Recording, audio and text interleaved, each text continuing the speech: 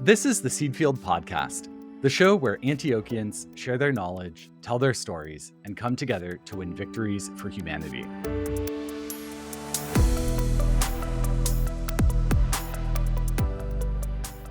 I'm your host, Jasper Nighthawk, and today we're joined by Terry Ratcliff for a conversation about continuing education and the ways that universities are changing their offerings to support the ongoing education of people throughout their adult lives.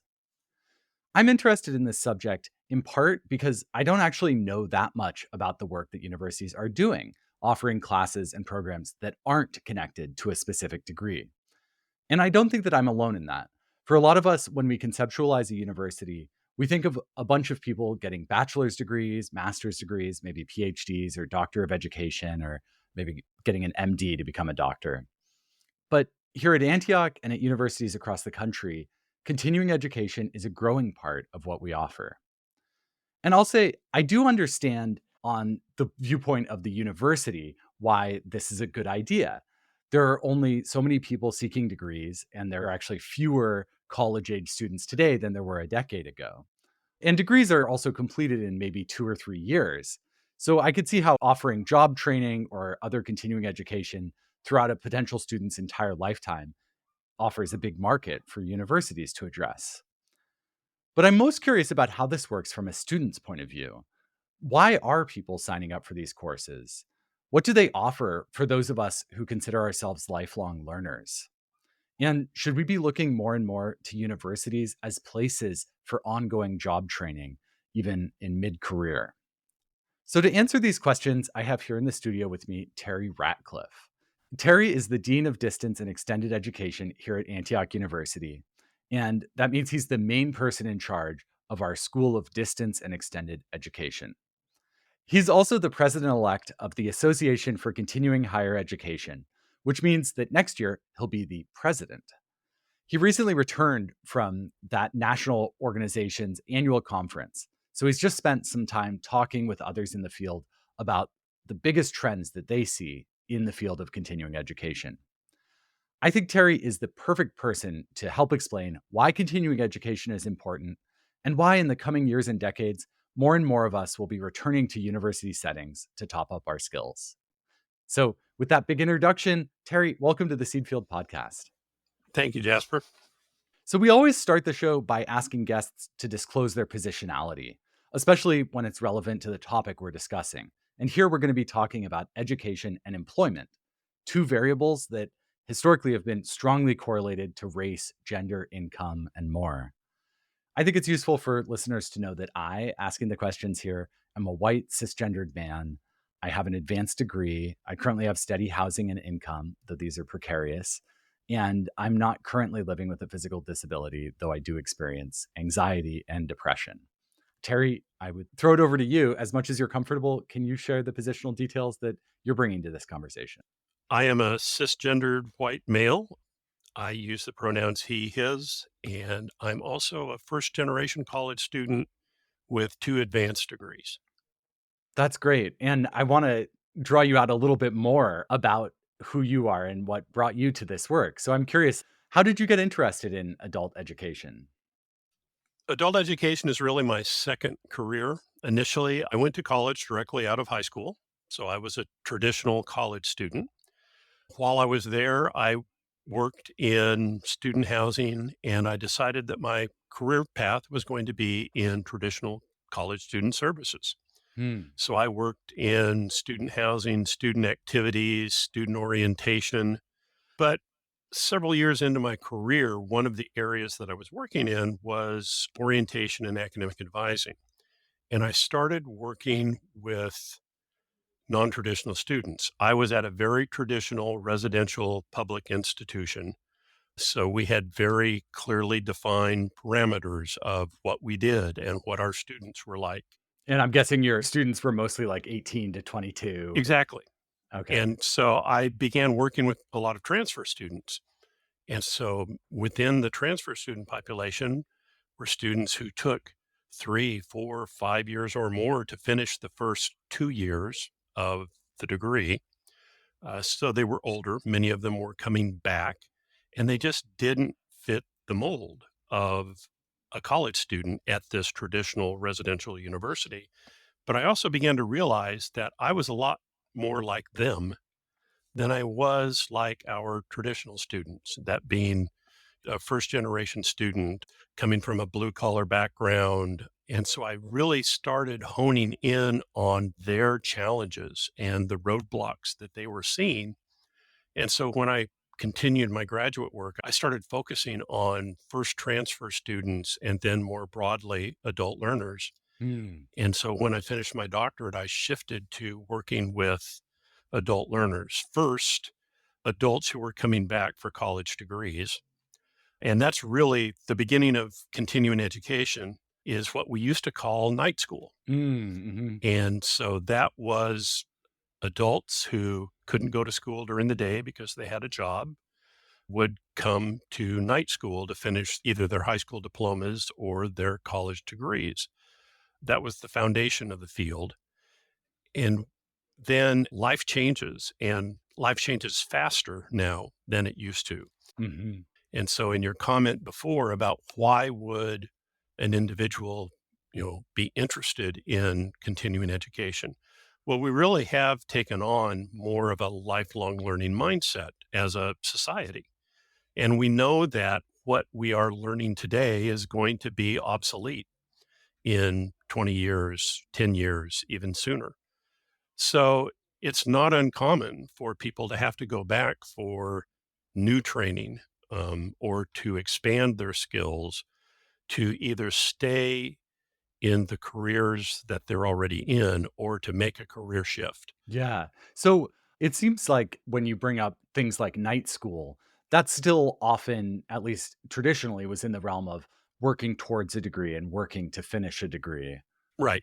Okay. So then can you explain what non-credit degree programs are? Sure.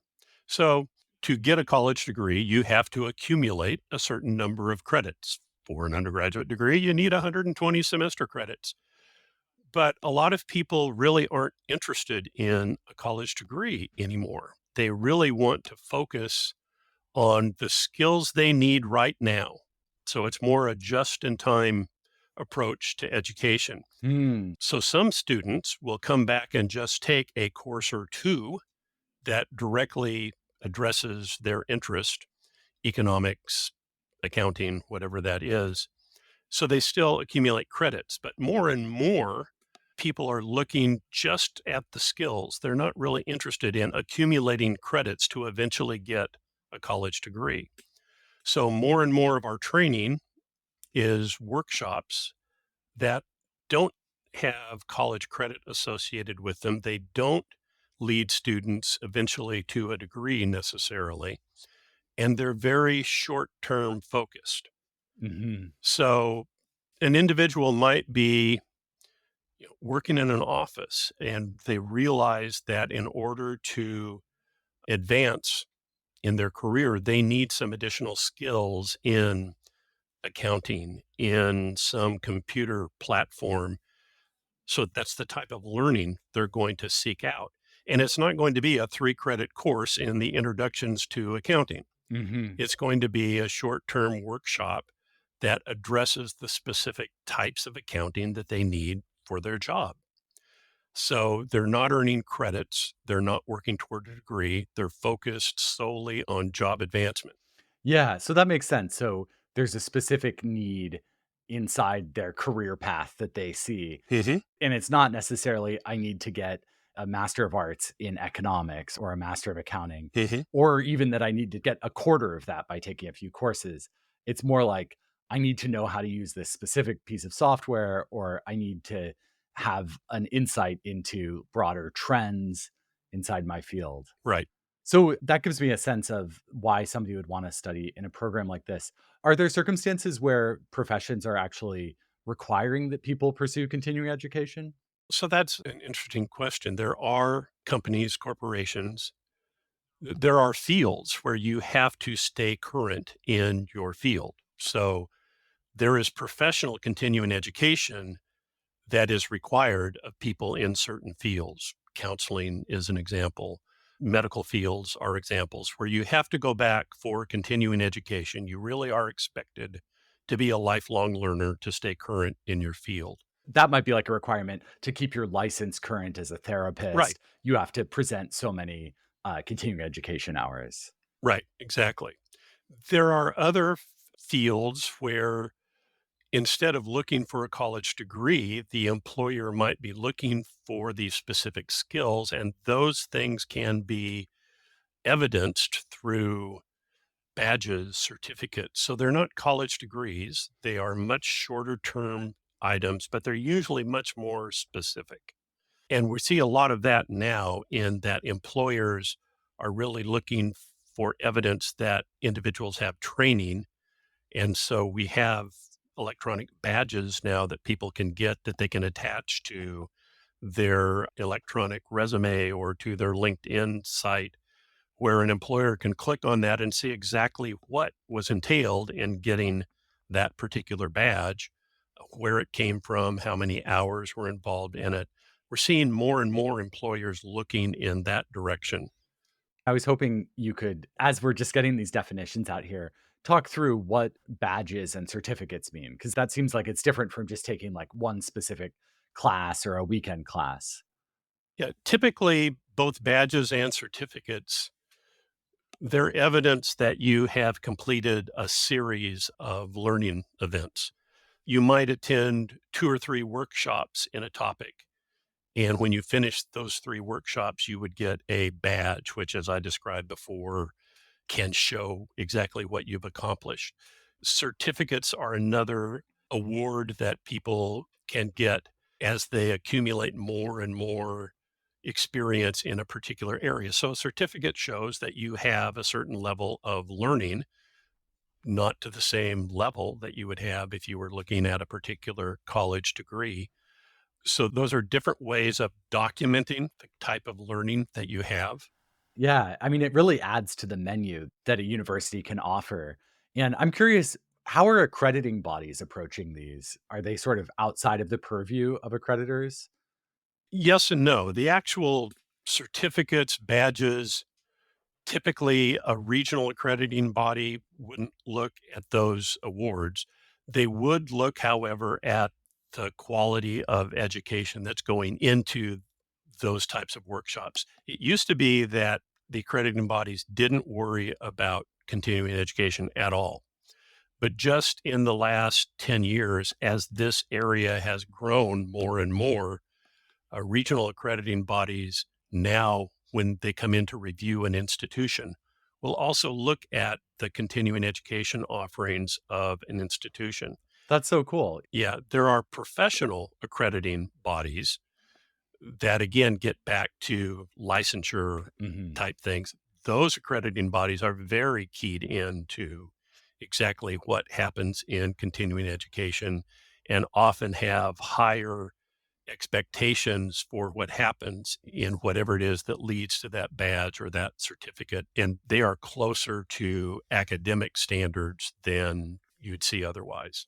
Yeah, I remember there was here at Antioch a big deal when CAMFT, the California Association of Marriage and Family Therapists, Hmm. officially said Antioch is approved to offer continuing education courses. Right. We're an approved provider for CAMP. We're approved provider for several other professional organizations, but that's a relatively new avenue that we've taken at Antioch so that we can get broader reach. We can bring people in who are looking for those kind of certifications that wouldn't have been interested or would not have benefited from taking continuing education from us in the past. Yeah, it's really useful to hear that there are these outside organizations that are overseeing it and are saying, yes, this is in fact quality education and are pushing for that because it makes sense. Those accrediting bodies are supposed to be holistically making sure that universities are doing a good job in educating. And as this is more and more something that universities are offering, it seems like they should be paying attention to continuing education as well. Well, and it also provides a level of assurance when individuals are taking these training activities at an organization that's not a university, Yeah. that otherwise wouldn't have standards in place so that the learning that they get from those organizations have the same level of quality as well. That's a question that I had coming into this conversation. I know that a lot of continuing education has historically taken place at especially big corporations will have an internal kind of Mhm. educational wing that will teach employees how to use software, but also maybe will do executive coaching or all sorts of things.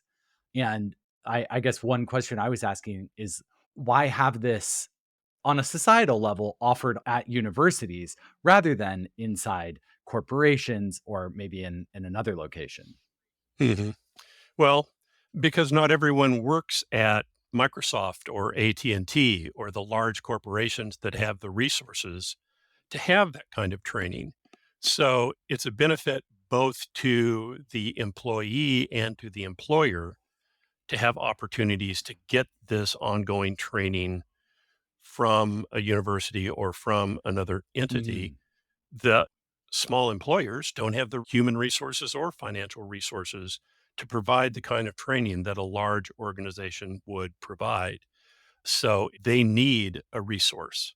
So in some ways, you're saying a smaller Mhm. organization, say somebody with maybe 100 employees, could partner with Antioch University and make sure that whatever subset of their employees who Right. needed this training could get it by people who are professional educators. Exactly. And we're doing that now. We are creating partnerships with both for profit organizations and nonprofit organizations that don't have those resources. And they look to us because we have a lot of subject matter experts, depending on what area they're in.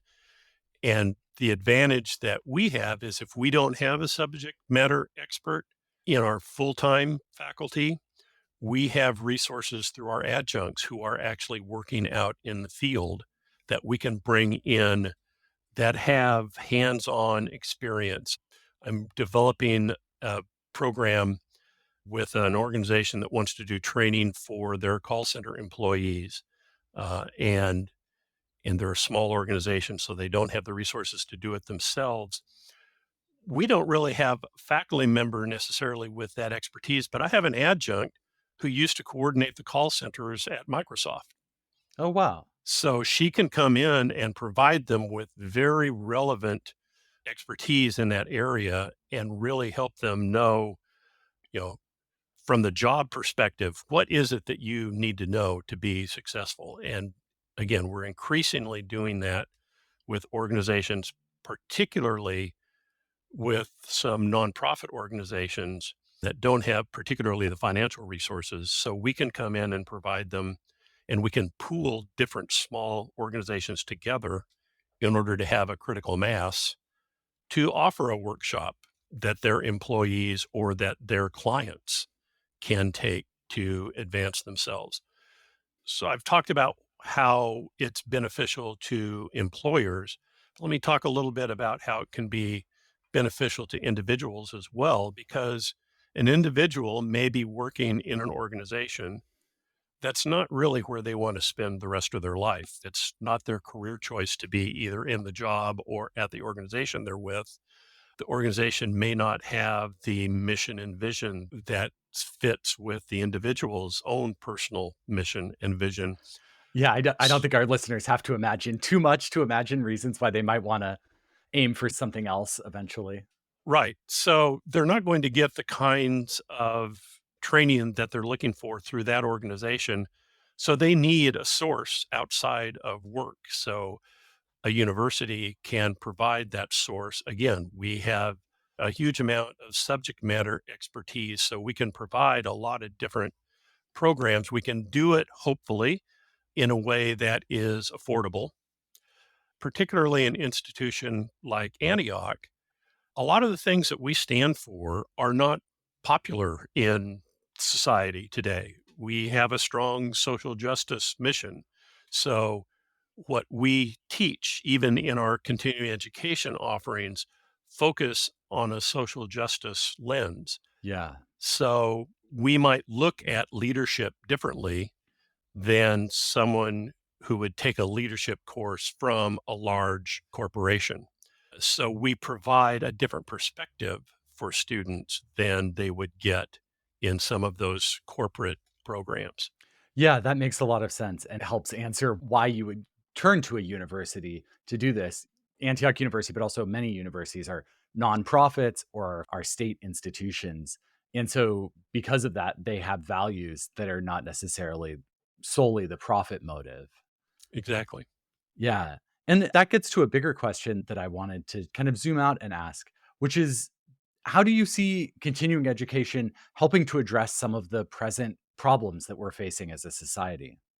Well, I think we are positioned well to address some of the social issues that are present today, again, because since we are an unaffiliated nonprofit organization, we're not beholden to other entities. State institutions are having a lot of difficulty providing training around DEI types of things because the states are no longer supportive of those types of programs. So a lot of my colleagues in state institutions, this was part of the conversation that was going on at the conference that I was at, have had to dial back the types of programs and activities that they do.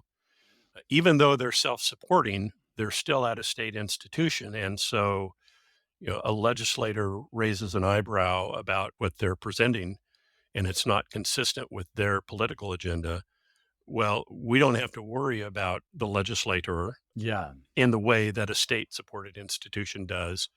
So we can be sort of at the fringes and push for social change that other institutions couldn't do. Yeah, that makes a lot of sense. And I'm also curious about access for people who may want or would benefit from continuing education, Hmm. but either the barriers that they've faced so far, like poverty, unemployment, or they're from a group or a community that hasn't traditionally or in the past had access to these sorts of opportunities. I'm curious how you and others in this field are approaching that question. Yeah, that's even more of a challenge in continuing education than it is in degree programs because our students aren't eligible for the kinds of federal and state assistance that students in a degree program would get. Mm. One, we have to be much less expensive in our continuing education offerings. We still have to be able to pay for it, but we're much less expensive. One way that we've been able to address that issue of the potential students not having financial assistance is working through community agencies, community organizations. There are organizations out there that get funding to provide support for people to get professional training. And so we can key in with those organizations, provide the content that's needed for their clients to get the services that are paid either through public funds or through private foundations. So we can funnel those funds and pay for our programs so that it's not as cost prohibitive for some of our prospective students. Also, when we can pair with a private corporation that has a similar mission and vision to what we have, and they're really looking for the same types of things that we have, then if an individual is working in a low level position in one of those organizations, and that organization wants to provide training to enable that employee to work up within the organization, have some sort of career ladder, then we can provide that training. And we are, again, mission and vision aligned to what that organization is about as well. Yeah, that makes a lot of sense. And I wonder also how you see continuing education tying into larger degree programs. You mentioned that there are shared resources when it comes to staff Hmm. and when it comes to obviously IT and delivery. The whole university is engaged in this effort. But do you see students moving from continuing education into degree programs? Are there ways that they do sometimes receive credit that can later be counted towards a degree? Yeah. So that's been the downside of this move toward lifelong learning and non-credit activities. A lot of times, an individual will do some non-credit continuing education. They might spend 6 months, they might spend a year in several different workshops in an area that interests them, and they did this short-term learning because that's what they needed in this just-in-time world of getting the training they needed to move forward where they are. Yeah. But then they realize, "Wow, I've spent a year doing this, and I really like this topic. I think I really would like to go on and get a bachelor's degree or work toward a graduate degree." But traditionally, all that work that they did in the non-credit area doesn't count for anything. So there are a couple of different ways that institutions have addressed that challenge, and it's becoming an increasing challenge as more and more people are going that route rather than going into a formal educational program. We've had a process in place for many years called prior learning assessment. Okay. And what we do through prior learning assessment is we can take things that people have learned outside of the traditional classroom, and we can assess if it is equivalent to what they would have learned if they had studied that in a classroom. And many times we're able to award credit to people for things that they've learned in some of these non-credit arenas. But that, quite honestly, that doesn't cover most of what they're doing in the non-credit arena. A trend that's been growing in the last few years is the trend of stackable badges and stackable certificates. And what we mean by that is a student might begin in a non-credit area, and again, they decide, wow, I really like this. We design the programs intentionally that they literally stack on top of each other. Level one workshop is at a particular, the learning objectives are in a particular area. The next workshop is at a higher learning objective. And then we start doing assessment, which is a critical piece of academic work. So the more of these workshops, the more of these certificates you do, they stack on top of each other. And eventually you've got a collection that's worth X number of credits. Hmm. And so the student can start out saying, I really don't want academic credit. I just want these skills. But then they can start building toward academic credit. So all of that work that they did is not for nothing. I have heard about prior learning credits, which is a hallmark of Antioch's offerings. In fact, my dad is a graduate of Antioch, San Francisco, and he got prior learning credit for his work he'd done studying map making and then digital cartography. He was really into Mhm. maps, and he was able to document that he'd engaged in all of these different activities and turn that into college credit, and then took a few more courses, and he was able to finish a degree where he had dropped out after 3 years in college. And it seems to me very interesting to think about repurposing the technology of prior learning credits to formalize as college credits learning that occurs in these non-credit programs. Mhm. It seems interesting, but maybe also a little bit inelegant. This is like an open question of, after you move away from credit programs where you're awarding semester hour credits, Mhm. then what do you do when the person does want to return for a degree and this work doesn't apply? Yeah. And the traditional institution will say, I'm sorry, but that doesn't count. You've got to come in and take your 120 credits. Whereas Antioch as an institution has always been able to look at what they've done. We try and accept the student where they are Yeah. and figure out what it is that they've done that we can apply to that degree. But most institutions, particularly a traditional residential institution that's built on 4 years of spending time here on this campus, they still to this day are very strict on what they will accept in terms of transfer credit. And that's why we see a lot of the students that we do is they aren't able to get through that traditional pathway. They're a square peg in a round hole, which is what the students were that I was working with back originally when I made this shift. Yeah. I really feel your enthusiasm for meeting the needs of students who are not these traditional college age students and maybe are not even people who need a degree right now, Hmm. but trying to really reach people where they are and get them what they need. And I was hoping that you could tell us about some of the programs that you're offering here at Antioch that are like most exciting to you right now. Sure. So we've got a couple of things going on. We have a program that's focused on women in leadership. And in this program, we create safe spaces for women to be in dialogue with each other and really look at leadership through their own experience and their own lens. And right now, we're looking at women who are in mostly mid level management, upper level supervisory positions, and really giving them the skills they need to move to that next level. Again, through a positionality of being a woman in today's organization. So that is a really exciting program that we have.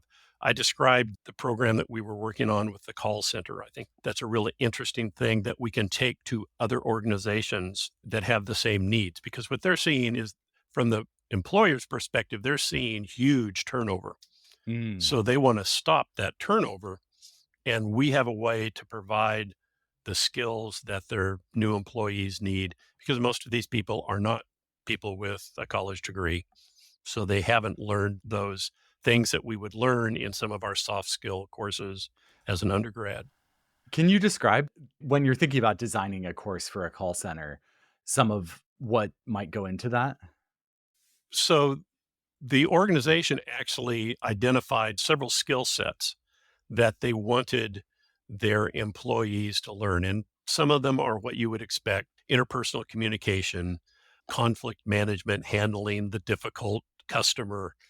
But they also, because all of their workers are now working remotely, they wanted to spend some time around technology and being able to troubleshoot initial technology issues like we all have when we're in a Zoom meeting, and making sure that they have basic skills in the software that we typically use in business. So, email etiquette and using spreadsheets and those types of things. But then, interestingly, they also wanted to focus on some personal development, because, again, they're looking for people who will stay with the organization and move up in the organization. And when I described this to one of the faculty members who was developing the curriculum, she was surprised, because they're talking about ways to build your own brand and market yourself. And that seemed like they're wanting to train people in order to find a job somewhere else. Uh-huh. Well, that is somewhat true, but they're also wanting people to be able to present themselves within the organization and be able to move up within the organization. Yeah. So they're starting to look at retention issues of their own employees, which I thought was interesting. Yeah, that's so interesting. I mean, it sounds like retention might also just if you feel like you're in a place where you're being cultivated and Exactly. you're building skills and you're able to do your job effectively, maybe after 4 years you'll leave, but that's different than leaving after 6 weeks. Right. The organization might be quite happy if all their employees stayed for 4 years. Right. And that may actually be their expectation. Their goal may be to keep someone for 2 years, which might not sound like that much, but if your average right now is 6 months, 2 years is a pretty good improvement. Yeah, and worth paying for compared to the Hmm. cost of recruiting a new employee and training that person. Right. Yeah. So, as a closing question, I'm curious when you look to the future of this field and to the future of the work that you might be doing here at Antioch, what makes you excited to be doing this work?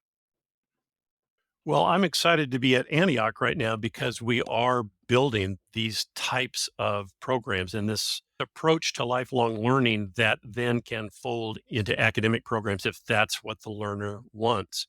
So I'm excited to be at an institution that is investing the time and money to get that launched. I'm excited to be in the field of continuing education because it's actually a growing field. More and more institutions are realizing that this is a population that they haven't been addressing. And with the declining enrollment of traditional age college students, they're going to have to shift. And so this is an area where they will need to shift. So there will be a demand for a lot of these young professionals that I'm working with in the association, that there'll be jobs for them because institutions need to make this shift. Institutions that don't make the shift won't be around in another 10, 15 years. Yeah. So both I'm excited to be at Antioch as we make this shift and build up our continuing ed offerings, which we've had for years, but we are really trying to focus on now, particularly as we enter into the Coalition for the Common Good and taking this unit and providing the same types of programming to the other members of the coalition. That's exciting. Yeah, both on an institutional level and as a field as a whole. Like it's fun to be part of something that is building out and expanding. Right. Well, I think this is a great place to leave it. Thank you so much, Terry, for talking with us today. Great. Well, thanks for having me. The School of Distance and Extended Education that Terry's been talking about offers classes, certificates, and badges in all sorts of different areas. And you can visit its website at continuinged.antioch.edu. We'll link to that in our show notes. We'll also link there to where you can sign up for the Continuing Education newsletter, which I find to be the best way to keep up with their latest offerings. We post these show notes on our website, theseedfield.org, where you'll also find full episode transcripts, prior episodes, and more. The Seedfield podcast is produced by Antioch University. Our editor is Johanna Case. I'm your host, Jasper Nighthawk. Our digital designer is Mira Mead. Jen Mont is our web content coordinator. Carrie Hawthorne, Stephanie Paredes, and Georgia Birmingham are our work study interns. A special thanks to Karen Hamilton, Amelia Bryan, and Melinda Garland. Thank you for spending your time with us today. That's it for this episode. We hope to see you next time. And don't forget to plant a seed, sow a cause, and win a victory for humanity. From Antioch University, this has been the Seedfield Podcast.